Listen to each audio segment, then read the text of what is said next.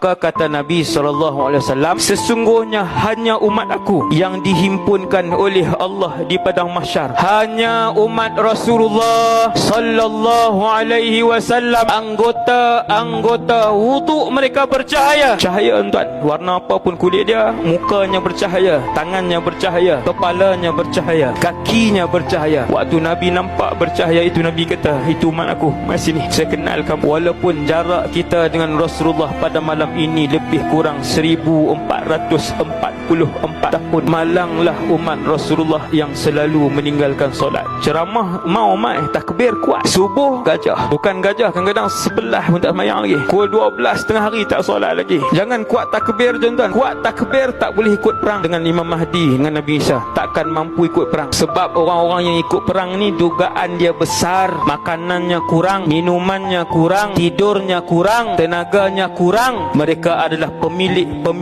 iman yang kuat.